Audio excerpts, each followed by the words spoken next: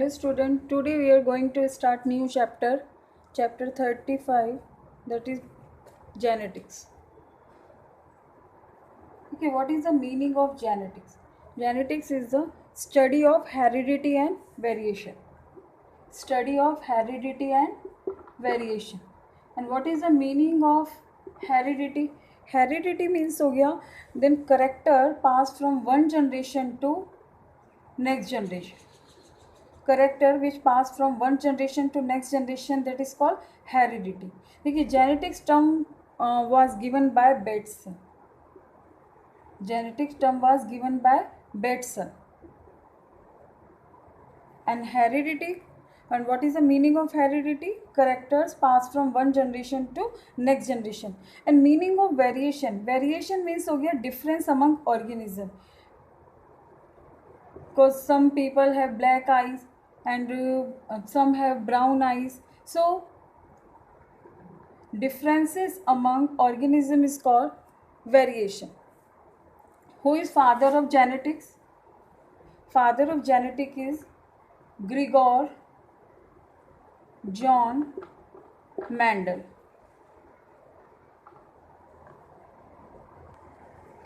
Grigor John Mendel ने 8 years तक research की थी.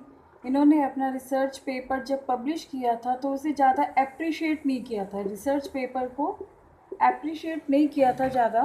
वाई? बिकॉज उस टाइम पर उन्हें अप्रिशिएट नहीं किया था बिकॉज उस टाइम पर क्या था कि डार्विन जो थे उनकी थ्योरी पर ही सबका ध्यान था. किसी ने नोटिस ही नहीं किया कि मेंडल क्या कहना चाह रहे हैं. तो इनकी कुछ ये ड्रॉबैक, इनकी जो थ्योरी की ड्रॉबैक्स क्या थे वो मैथमेटिकल थी, जो कई जो साइंटिस्ट के समझ में नहीं आ रही थी. ठीक है, तो इनके वर्क को 1900 में रीडिस्कवर्ड की. Mendel's work was rediscovered by 3 scientist: Hugo de Vries, Schermak, Karl Correns.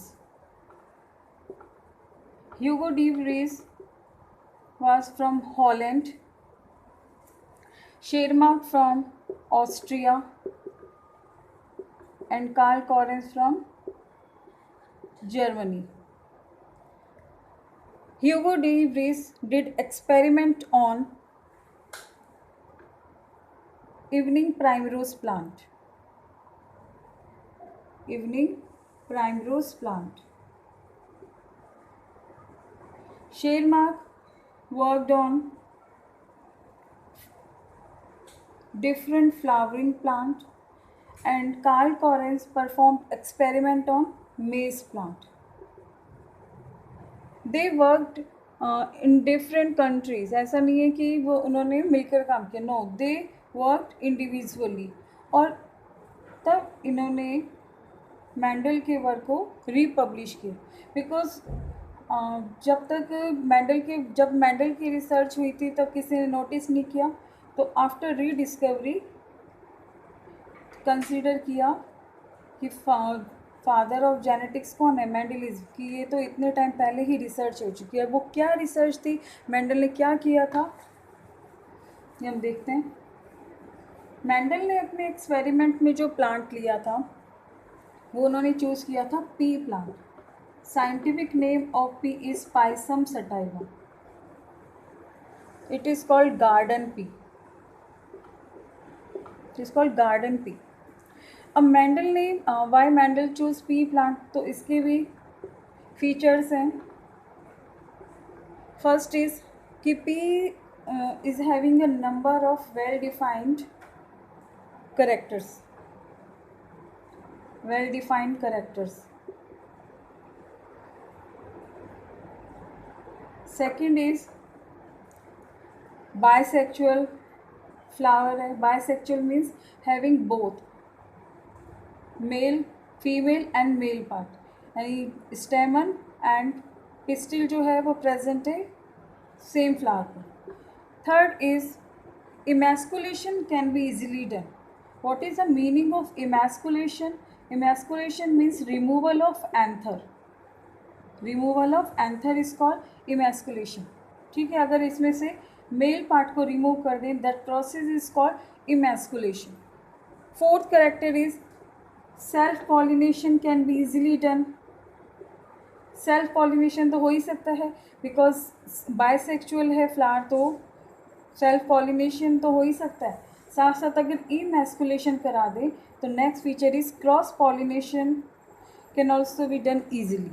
Cross pollination can be done easily. और क्या फीचर्स हैं देखिए, जो पी है having short life span,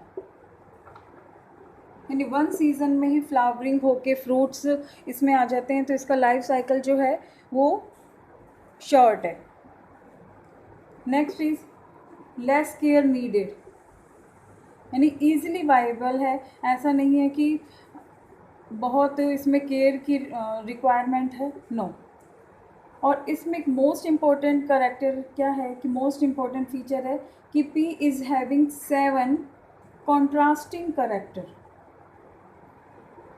P is having 7 contrasting characters. Contrasting means हो गया opposite character. वो कौन से 7 characters हैं, 7 contrasting characters है, वो भी हम पढ़ेंगे. और P में जो chromosomes होते हैं, number of chromosome in P plant is 40. ठीक है, ये भी आप लिख लेना, 2n is equal to 40. ठीक है. अब हम देखते हैं कि what are the 7 contrasting characters in P plant. First character is height of plant. P is having contrasting character dominant and recessive. Dominant is tall and recessive character is dwarf. Tall represent as capital T alleles and dwarf represent as small t. Second is color of seed.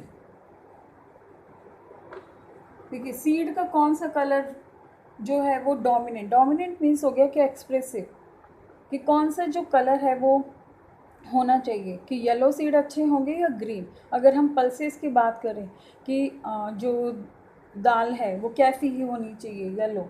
ठीक है, तो हम यहाँ देखते हैं कि yellow जो है वो सीड होना चाहिए डोमिनेंट, और रेसेसिव हो गया ग्रीन. तो जो रेसेसिव करेक्टर है वो स्मॉल लेटर से ही रिप्रेजेंट करते हैं. जो डोमिनेंट को रिप्रेजेंट किया जैसे येलो, तो हमने इसे रिप्रेजेंट किया वाई. तो जब हम इसका रेसेसिव का करेक्टर लेंगे तो इसी का ही हम स्मॉलर केस लेंगे. ठीक है. Next is shape of seed. Shape of seed 2 है, राउंड एंड रिंकल्ड. तो आप बताइए कि राउंड किस में होना चाहिए, ऑब्वियसली डोमिनेंट में. तो राउंड को किससे रिप्रेजेंट करेंगे, capital R. And recessive character is wrinkled, small R. Colour of pod. Pod जो है, अगर हम पी की बात करें तो कैसा कलर होना चाहिए पोड का, जिसमें जो पी के जो सीड्स होते हैं वो उसे हम कहते हैं पोड. ठीक है, वो पोड कैसी होनी चाहिए, ग्रीन. तो वो तो हो गया डोमिनेंट करेक्टर. और येलो हुई तो वो हो गया रेसेसिव करेक्टर. डोमिनेंट और रेसेसिव क्या होता है ये आपको अभी हम टर्म्स डिस्कस करेंगे तब पता लगेगा. अभी हम डिस्कस कर रहे हैं 7 कौन से कॉन्ट्रास्टिंग करेक्टर है. कॉन्ट्रास्टिंग मीन्स कि अपोजिट कह सकते हैं कि tall short, yellow green, round wrinkled, green yellow. Next is shape of pod. Shape of pod inflated. Inflated means हो गई फुल, कैपिटल आई. एंड कॉन्स्ट्रिक्टेड यानी श्रिंक. इसे हम किससे रिप्रेजेंट करेंगे, yes, small I. Next character is position of flower. Position of flower, देखिए position of flower, एक तो ये हो गई पोजीशन कि ये एक स्टेम है, ऐसे टॉप पर ये फ्लावर है.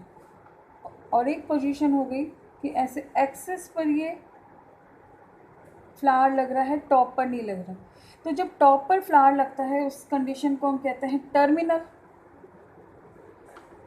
एंड इस एक्सिस से होते हुए निकल रहा है, दैट इज कॉल्ड एक्सियल. तो axial is dominant character, where is terminal is recessive character.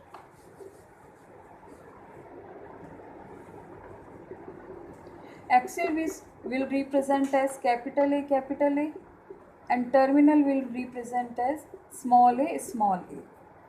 Next is color of flower. अगर फ्लावर वाइट है तो याद रखना स्टूडेंट, वो आएगा रेसेसिव करेक्टर में. अगर फ्लावर वाइट है तो रेसेसिव करेक्टर, और कलर्ड है, कलर में भी पर्पल है, वॉयलेट है, तो वो आएगा डोमिनेंट करेक्टर में. तो कलर को हम किससे रिप्रेजेंट करेंगे? कैपिटल सी, एंड वाइट को small C. So it is 7 contrasting characters or trait we discussed Mendel, and that's why he chose pea plant in his experiment. Now we will discuss some terms that is related to our chapter.